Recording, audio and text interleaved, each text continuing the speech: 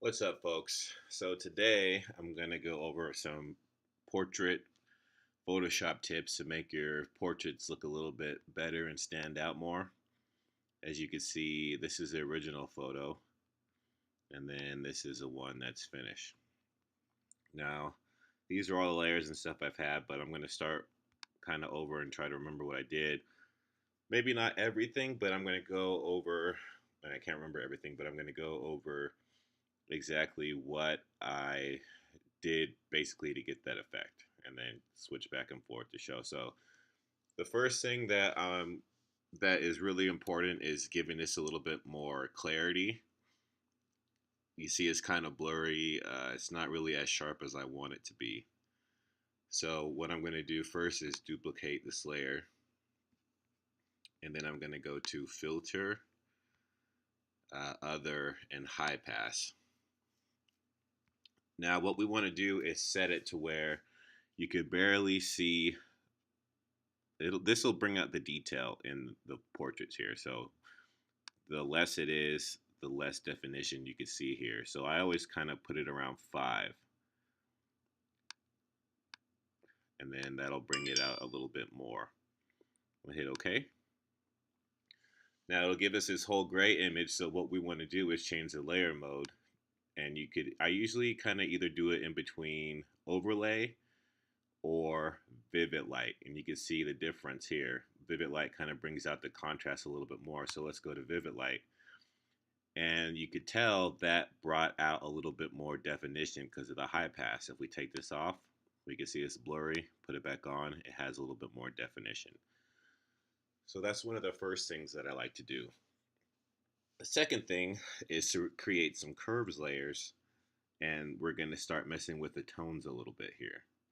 So we'll go to the adjustment layers, hit curve, and we'll fill this. We'll do the first one, we'll set to multiply, and that darkens it. And we'll hit Command I on the Mac to inverse it and fill it with black to take it away, so we can paint in what we want. And we'll rename this to burn, because it's a darker one. We're going to burn into it.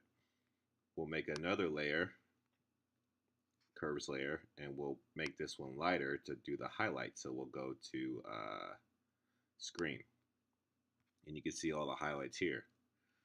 And we'll do the same thing. We'll invert this, take it away. It's still there, but we just have to paint it in, and we'll rename this to dodge. So now what we want to do is click on the burn one. We'll paint in the darker tones first. We'll get a brush and set the hardness all the way to 0, whatever size you like. And important part is to turn down the opacity of the brush, because this is going to be subtlety. So we'll set the opacity to around 10. And now what we're going to do is paint in the darker areas of the photo. So make sure you're set to white, and we'll paint in, make sure it's set on burn here, and we'll start painting in the dark spots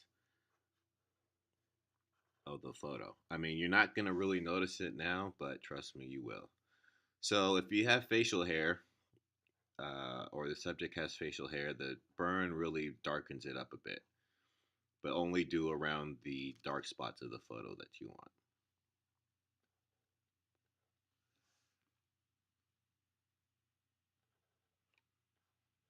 So we'll just do some here. Let me increase the brush size. Do it a little bit darker here.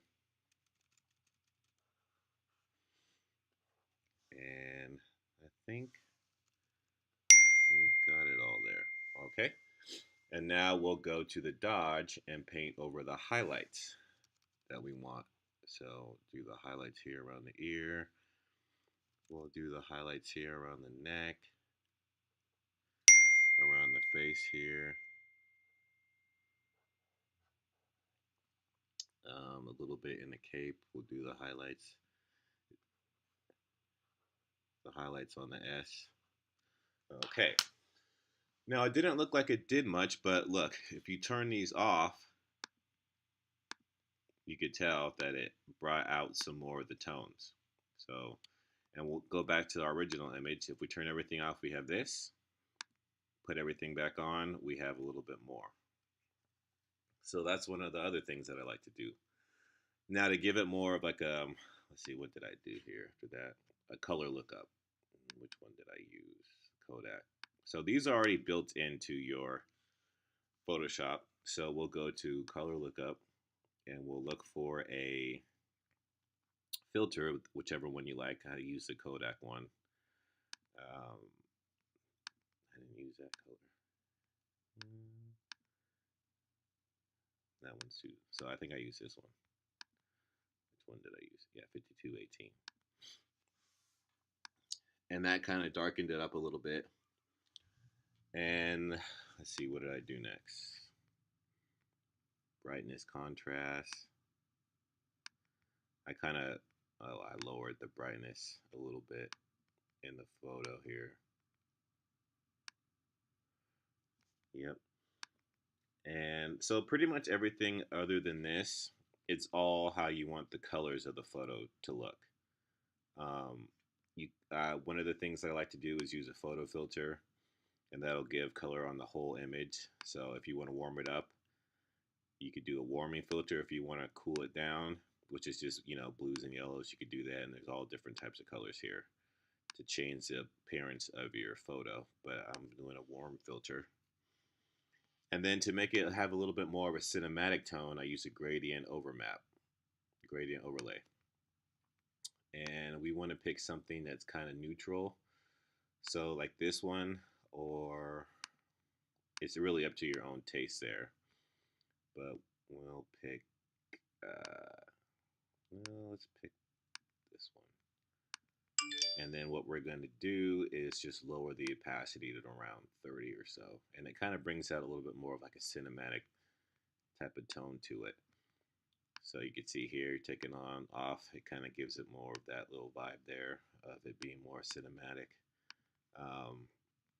And that's pretty much all I did for this. Is I had a combination of the curves layers, I have the high pass, and then everything else is just minor adjustments with the lighting, with the curves and the gradient map, what I was talking about there.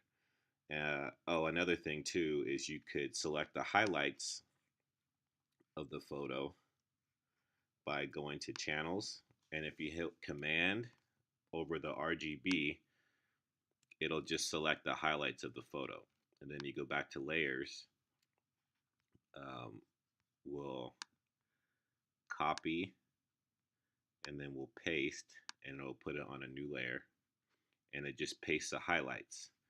Now with this, you could change the blending mode of the highlights there to whichever one you want. I usually try to go between soft light or vivid light. You could tell how it kind of changes the tone. So that's one overlay. See how it kind of brings it out a little bit more of the highlights.